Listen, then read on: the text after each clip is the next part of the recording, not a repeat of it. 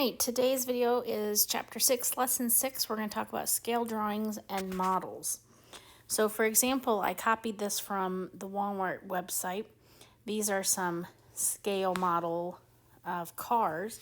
Notice that this guy is, the scale is 1 to 38. This is a scale of 1 to 32, a scale of 1 to 36. So even within model cars, they're not always the same. Here's a picture of the back of my house when I was getting house plans drawn up. And way down here at the bottom, which I made it larger right here, tells you that the scale on my drawings of my house, every 1/4 of an inch was the same as a foot. Another option is if you're going to make a architect might make a scale model, a 3D model of something that they're going to build. And way back in the day, people used to use maps. So there was a printed map with every state, and you would open that map up and there would be a scale on the map. Of course, nowadays we use Google Maps and we don't need this, but this lesson is going to tell us how to use scales for scale drawings and models. A scale is nothing more than a ratio. Remember when we did ratios, we could have a colon to represent a ratio, like maybe there's 2 boys out of every 10 students, or there's 2 boys out of 10 students, or there's 2 boys to every 10 students. Scale is just a ratio. You can see it written with a colon, you can see it written as a fraction, you can see it written as a TO. The first number, or the top number of the fraction, is the number that is represented in the model, and the second number represents what it means in real life. So maybe on a map, every 2 inches means 10 feet, or maybe on a scale drawing, every 2 centimeters equals 10 meters.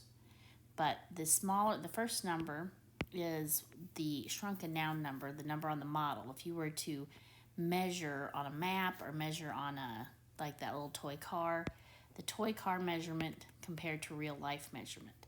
The map distance compared to the real life distance. Real life is always second. The first number doesn't always have to be smaller. So let's look at this scale. And another option is we can have an equal sign. But this is the model and this is the real life. So what would be an example of 6 feet on a model is 1 inch in real life? Well, maybe you're making a model of a grasshopper, or a model of an inchworm, or a model of something in the human body, and you want to blow it up and you want to have a huge life size, like a museum is going to have you be able to walk through the real life heart. And so they're going to blow it up, so every inch in real life is going to be 6 feet on the model. So the first number can be bigger. Most of the time the first number is smaller. You might also hear the word scale be called a scale factor. So if you hear that word, they're just synonyms for the same thing. Scale and scale factor are the same thing. Let's look at this question from the book. It says that we've got a blueprint, so that's similar to the house drawings I showed you of mine. The blueprint of a skateboard ramp shows that its length is 11.4. So this is 11.4 inches on the paper, the piece of paper. If the scale is 1 inch equals 6 feet, so every inch on the model or on the paper is 6 feet in real life, what is the length of the actual skateboard ramp? Well, before I say anything, do you have an idea of a strategy you could use to find this?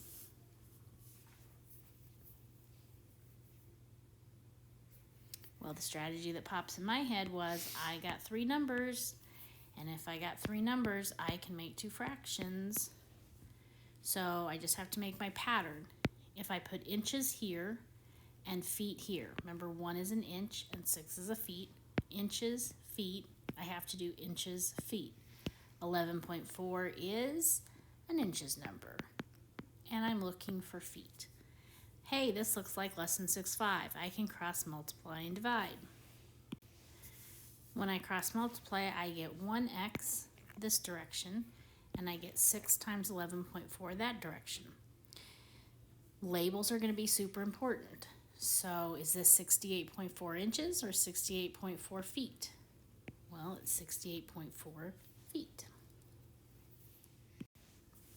Here is your first question of the video. You've got a map, and on this map there is a room, and this room is 3 inches wide. The scale of the map is 1 inch is equal to 5 feet. What is the actual width of the room in real life?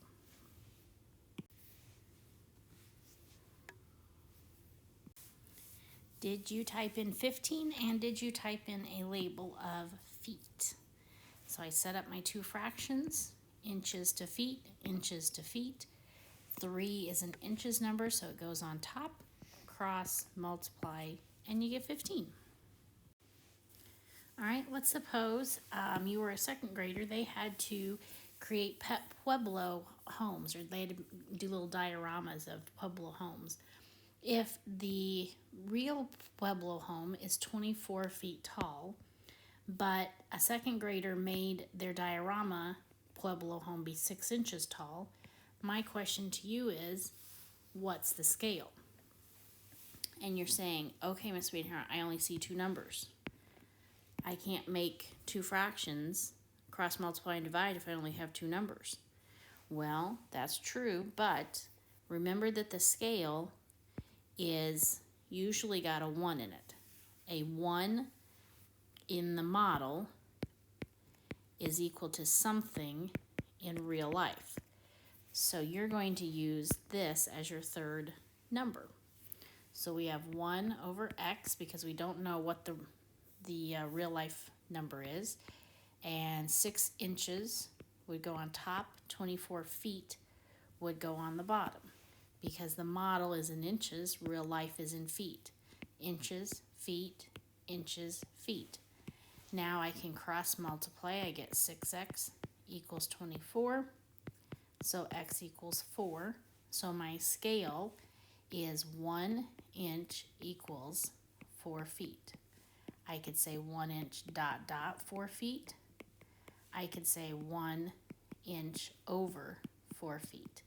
I could say it in any of these versions that I want, but my third number is a 1. So if they ask you to find the scale, they're only going to give you 2 numbers. Your third one's a 1. Here is your next question.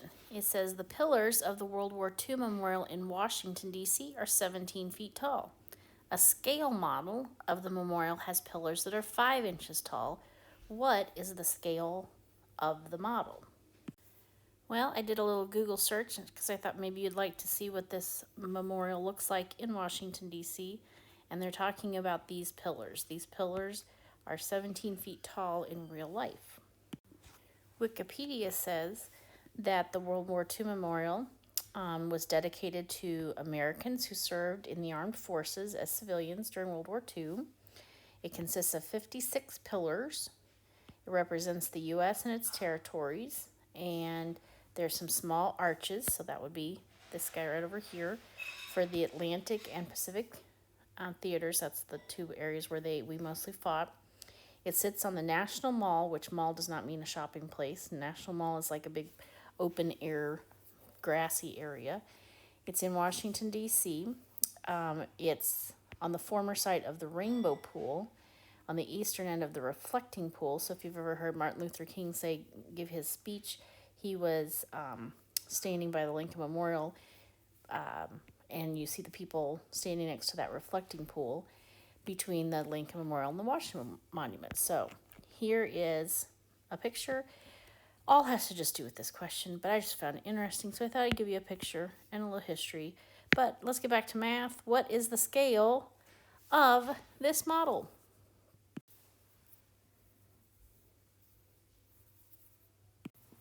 All right, I hope you typed in 1 inch equal sign 3.4 feet.